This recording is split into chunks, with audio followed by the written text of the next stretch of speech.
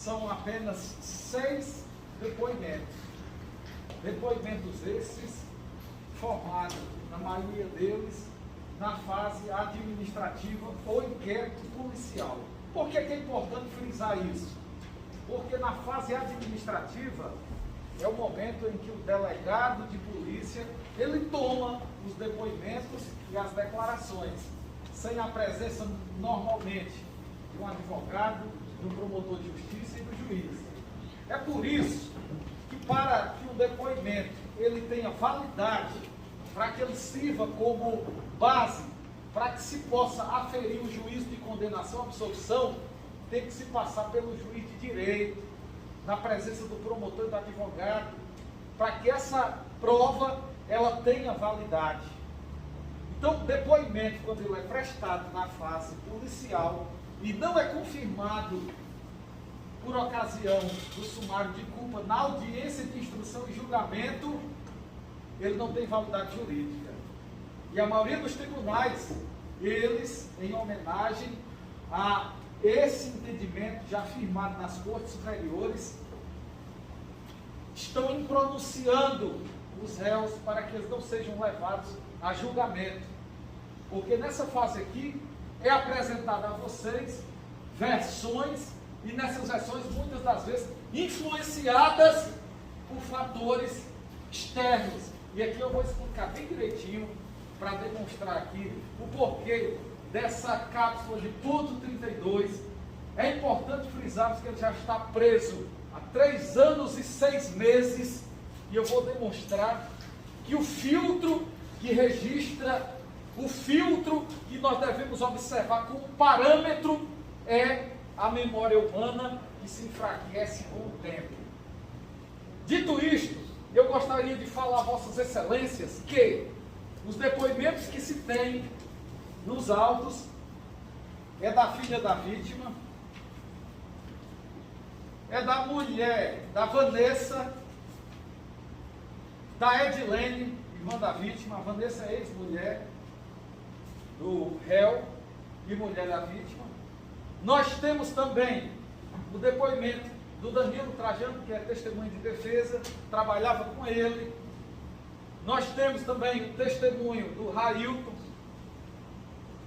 E tudo isso é o que se produziu ao longo do inquérito policial e foi levado ao conhecimento do magistrado e foi filtrado. Todos esses elementos foram filtrados e nós temos hoje o quê? Ao nosso dispor esses depoimentos, e nós temos que valorar para verificar se efetivamente eles merecem a credibilidade que serve como norte, que é a ponte de ouro do processo penal, para que se possa fundamentar uma condenação. Por que eu estou fazendo essa introdução e demonstrando isso a Vossas Excelências? Para que tenham segurança no momento de julgar, para que se não cometa nenhuma injustiça na tarde desse dia. Porque nós não temos interesse e nós não temos o compromisso, jamais, de tergiversar a mente de Vossa Excelência ou induzi-los a erro. Ao contrário, a face tem 2 moedas.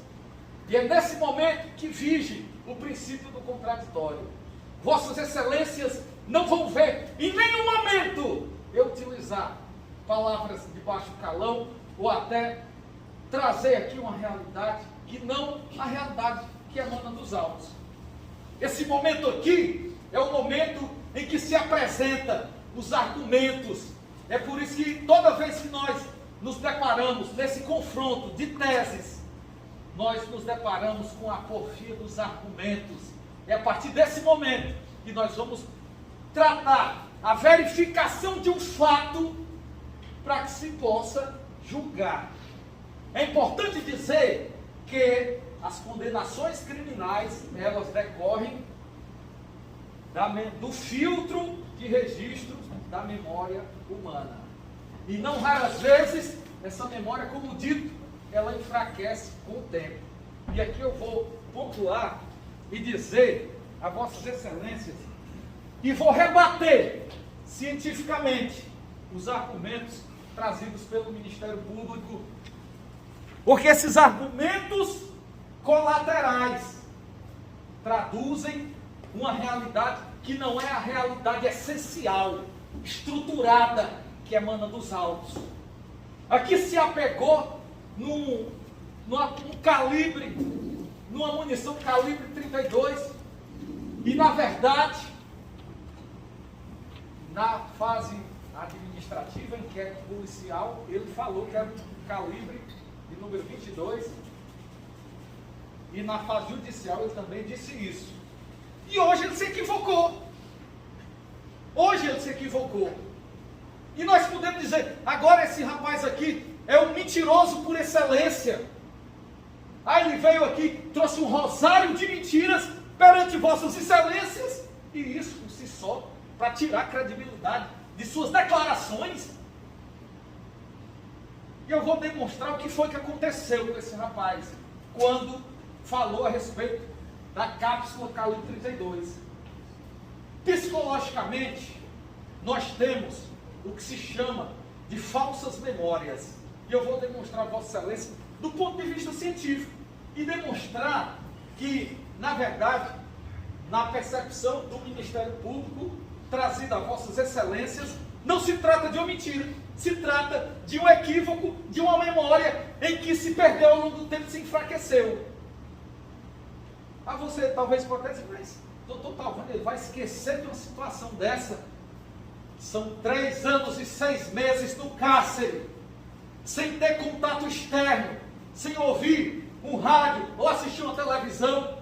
Aí dizer que agora ele não pode se equivocar. Em que momento a defesa está se utilizando de um argumento para dizer que esse rapaz mentiu? Agora é fácil, certo? Interessante, a doutrina discute isso. O Código de Processo Penal fala a respeito disso. Existem o que se chama de argumentos de autoridade. São aqueles agentes processuais que chegam e estão investidos em um cargo público que realmente merece todo o respeito por parte de nós, a sociedade. E aqui apresenta a Vossas Excelências o seu cabedal teórico, aqui o colecionamento de suas experiências profissionais, e diga, eu sou um promotor de justiça, atuo na vara militar, e aqui apresentou-se o currículo, para quê? Para conferir autoridade àquilo que ele diz. Isso é argumento de autoridade. De dizer que a defesa mentiu muito. Por quê? Porque isso é o discurso ad hominem. Nós temos que fazer essa leitura, para que a gente não caia aqui em falácias. A gente tem que fazer essa leitura, porque muitas vezes a gente lida com adversários experientes, a parte ex-adversa. De fato, um promotor de justiça que tem aqui uma boa peroração, um assistente de acusação muito qualificado, que eu conheço o trabalho dele. E hoje aqui, doutor Marduk, se acontecer efetivamente de prosperar a tese dele, eu saio daqui parabenizando eles mais ainda. Porque quem vai condenar aqui é a fala, é o brilhantismo da palavra do promotor e do assistente de acusação, e não a prova que emana dos autos. Então eu estou trazendo isso a Vossas Excelências porque se arvorar um argumento de autoridade para dizer que esse rapaz mentiu e conferir a palavra dele, o descrédito, chamar de descarado, chamar de mentiroso, isso é um pobre coitado. Dizer que esse rapaz aqui é frio e calculista, porque ele não esboça as reações que o promotor almeja que ele esboce, e lança uma pergunta altamente sugestiva e capciosa, de dizer, o que foi que o senhor sentiu? É claro que ele sentiu dor diante de uma traição. Quem é que leva um chifre e não sofre com isso? O chifre é o rompimento dos sonhos construídos ao longo do tempo. Aquele momento que você idealiza viver uma vida ao lado da pessoa. Você pensa os melhores projetos para viver em harmonia com aquela pessoa. Você idealiza, se esforça, trabalha para dar o melhor, para trazer tudo para dentro de casa. Todos os dias se esforça, arrisca sua vida porque trabalha de vigilante, foi testemunhado por ela, não deixava faltar nada para os filhos dentro de casa, que é uma boa pessoa. Aí de repente, ele se torna aqui na percepção do promotor, que também é parte desse processo, e diz: esse rapaz é frio e calculista, porque ele disse que não sente nada. Às vezes não sabe nem expressar, coitado, o sentimento. Esse rapaz foi calmo. Existem homens que, numa situação dessa, e mulheres também, basta ver o caso da Elise Matsunaga, homens e mulheres, porque a dor inerente à traição, ela é pesada, ela é pontiaguda, tem pessoas que nunca mais se recuperam disso. E esse rapaz prosseguiu a vida e ainda deu uma oportunidade. Vou dar uma oportunidade aqui. Mas permaneceu a vida adúltera da sua ex-mulher, enganando ele, tratando ele covardemente. E de repente, ele aqui é o mentiroso, ele aqui é o dissimulado, e foi apresentado como uma pessoa que não tem sangue nas veias, porque não sabe expressar a dor que sentira. Porque no fundo, o promotor sugestionou e disse: você sentiu raiva? Sabe por quê? Joga essa casca de banana, isso faz parte, eu vou explicar aqui o que é uma técnica de inquirição e sugestionamento através de perguntas, para que ele possa dizer: eu fiquei com raiva. Aí nesse momento, ele utiliza isso, pronto, ele ficou com raiva, logo foi ele que mandou matar, ou foi lá e matou a pessoa de Anchieta. Aí diante disso, ele disse: coitado, não sabe nem se expressar. Eu fiquei calmo.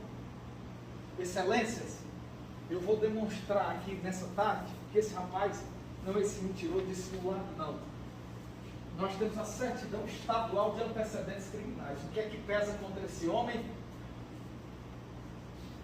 Só a prática desse homicídio e uma medida protetiva que foi feita no dia 9 de maio de 2018, sendo que ele já estava preso desde o dia 12 de abril de 2018.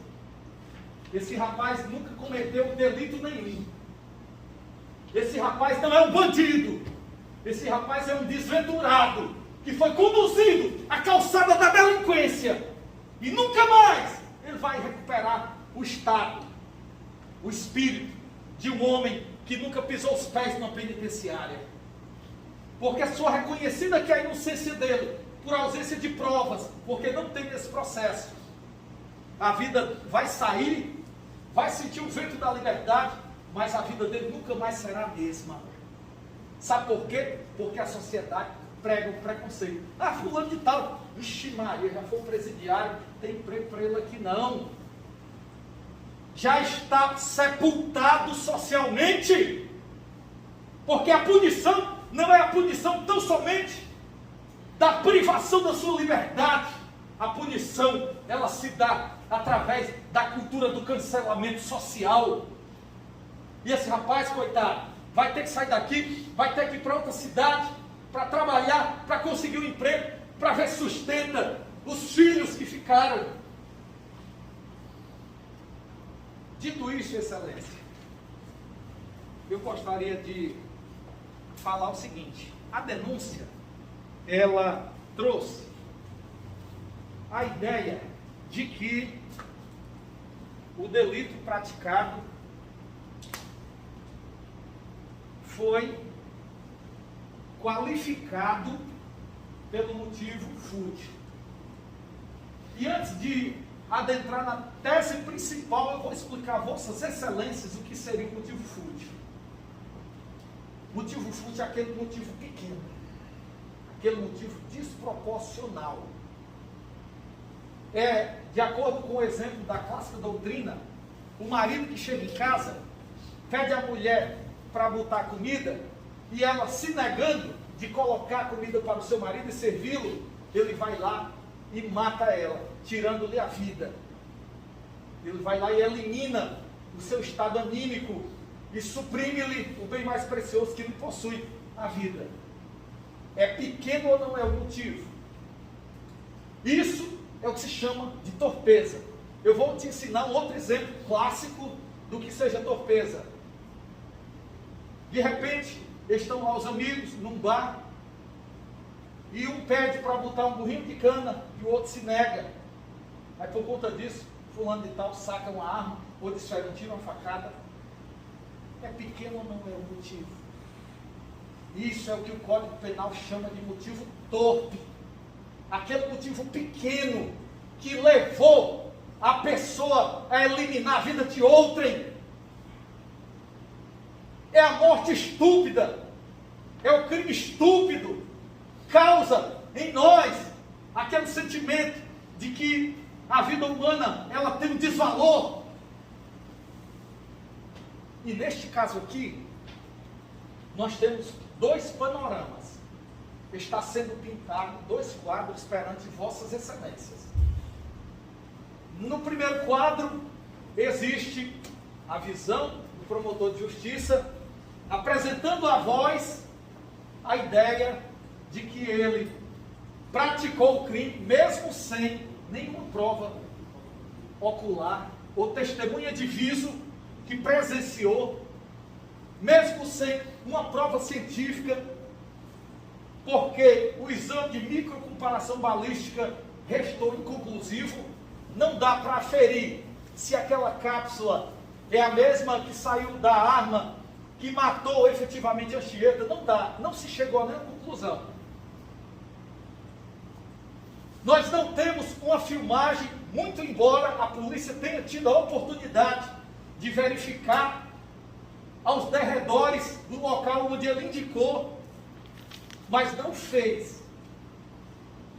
Então nós não temos um elemento robusto, apesar de que na visão do Ministério Público foi ele, atirou, matou. Essa é a primeira vertente que emerge perante vossas excelências. A segunda vertente é aquilo que prega a defesa, que não tem provas. E como é que nós chegamos a essa conclusão? Da análise aprofundada, exauriente, profunda, verticalizada de todos os depoimentos. Dessa análise a gente repassa a nossa visão a vocês, de que nós estamos diante de um caso que se tem um pedido de absolvição por ausência de provas. O que é provas? É a comprovação de um fato, inconteste, extremo de dúvidas. Sabe qual é a ausência de provas? É quando se tem dúvidas. E aqui dá para a gente apontar extremo de dúvidas de que foi ele que praticou esse crime. Não se dá pelos depoimentos.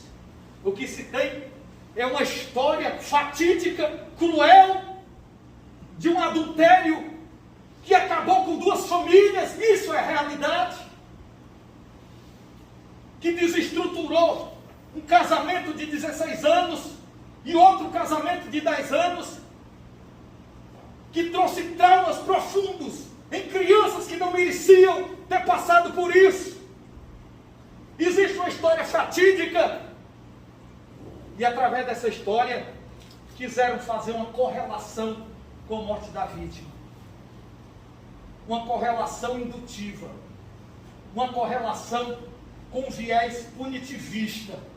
Ah, se fulano de tal morreu, logo foi ele. Ah, mas não se tem notícia de que Anchieta namorava com outras mulheres.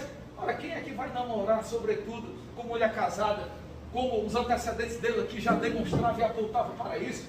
Vai sair propagando nas esquinas e dizendo nas rádios isso? Se ele teve a coragem de trair a mulher do cara que chamava ele de amigo, de irmão, e foi criado pelo pai dele também, que exercia e que tinha confiança plena na família. Se ele pegou a mulher do melhor amigo dele, quem é que garante que ele não pegava qualquer outra mulher que lhe desse vez? Porque isso é o espírito do homem adúltero. Você já ouviu falar? Ah, tem sangue de puta, tem homem puto também. Se der vez, ele vai lá e mete o rodo. É assim. A realidade diz isso. Isso é uma deformidade oriunda. Aqueles que acreditam nos preceitos judaicos cristãos. É um caráter de ordem espiritual. Então vejam bem, se ele traiu a mulher, a família, os filhos, traiu todo mundo envolvido naquela árvore genealógica, quem garante que esse homem não tinha um esquema com outra mulher casada, porque poderia ser do feitio dele, e daí morrera através disso? Me aponte uma pessoa que viu, mas a areia branca toda assada. Sabe por que é? Às vezes, uma mentira dita 100 vezes se transforma numa verdade. Por quê? Por influências exógenas, externas. Digo isso, a Vossa Excelência, nós estamos vivendo na era da hiperconectividade.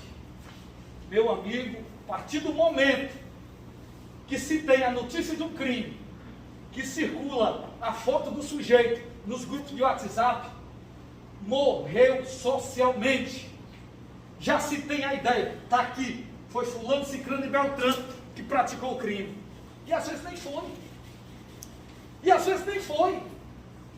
Então eu estou dizendo isso a Vossas Excelências porque não se tem provas para condenar. E mais, foi pedido pelo Ministério Público que reconheça que este homicídio é um homicídio qualificado. O que é isso?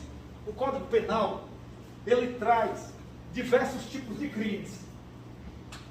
Ou seja, na modalidade de homicídio, ele compartimenta o homicídio em homicídio simples, homicídio privilegiado, homicídio qualificado, homicídio culposo. Por que o legislador faz esse fatiamento, essa classificação? Para separar e dizer, para cada comportamento existe um reflexo da lei. Para cada comportamento praticado existe uma incidência da norma jurídica. O nomen iuris ali plantado no Código Penal, ou a rubrica marginal, ou a definição da lei do que seja crime, não está ali em vão, está ali porque tem um motivo. E o Ministério Público pediu uma condenação pelo homicídio qualificado pelo motivo fútil. Eu já expliquei brevemente o que é motivo fútil, e eu vou ler alguns julgados dos tribunais para que Vossas Excelências analisem e tomem como parâmetro para fazer a votação nessa noite. De dizer que nem de longe aconteceu um homicídio na modalidade fútil. Com isso, doutor Talvani, o senhor está reconhecendo que ele praticou o delito? Não. O Código de Processo Penal, o nosso Códex, ele coloca diante de nós várias possibilidades, dentre elas, da defesa arguir diversas teses. Por que o legislador permitiu isso? Com base no princípio da eventualidade. Para que se tenha, ao dispor, mais opções. De repente, o jurado, na sua íntima convicção, se convence de que houve um homicídio simples. Ele vai lá, pede, vota pelo decote da qualificadora e aplica, naquele caso concreto, o seu veredicto, a sua convicção. Ele julga e acredita ser um crime culposo e assim vota. Assim também como ele pode dizer, eu entendo que é um homicídio qualificado. O que é uma qualificadora? São circunstâncias especiais que gravitam em torno de um tipo penal. Que circunstâncias especiais são essas? Motivos. Qual foi a motivação? Foi torto ou foi fútil? Os meios empregados para se conseguir aquela ação. Motivos, meios e os modos de execução. Então são essas as situações que gravitam em torno do tipo homicídio. E eu vou demonstrar que neste caso concreto, nem de longe, esse homicídio é fútil. Por quê? Quem diz isso? Os tribunais superiores, a doutrina. É remansoso o entendimento, é pacífico. Nós não éramos nem para estar aqui discutindo isso, mas aqui estamos nesse debate. 6. E eu vou falar aqui, vou citar 2 julgados, dentre uns 30 julgados que se tem à disposição, sobre o motivo fútil. E aqui o doutor Marduk vai fazer a leitura da aquisitação. Tribunal de São Paulo. Motivo fútil é um motivo banal, quando se mata estupidamente. Quando o agente atua impulsionado, premido, pressionado pelo sentimento de ciúme, fundado ou não, não se pode se dizer que cuida de motivo irrelevante, insignificante. Eu estou citando um caso que se assemelha à acusação imputada a ele. Nesse caso aqui, ele agiu por ciúme e não se pode imputar a ele a futilidade quando se reconhece que agiu por ciúme. Eu posso dizer que uma traição reiterada, que a desestruturação de 2 famílias, se ele for considerado culpado, é um motivo fútil, é um motivo insignificante, é um motivo de só menos valor. Eu não posso. Eu estou falando isso, demonstrando a Vossa Excelência um caso concreto que já passou pelo filtro dos tribunais superiores e é trazido a Vossa Excelência na forma de jurisprudência. Os desembargadores, os ministros, pessoas com conhecimento jurídico mais elevado do que o nosso, é verdade. O outro julgado, eu concluo, é cristalina a inadequação da qualificadora do motivo fútil. Quem discute por interesse de reatar uma relação conjugal interrompida e vendo-se rejeitado, pratica um crime, não age por móvel insignificante. Isso aqui é um caso também que se assemelha à questão dele. 2 minutos. Olha,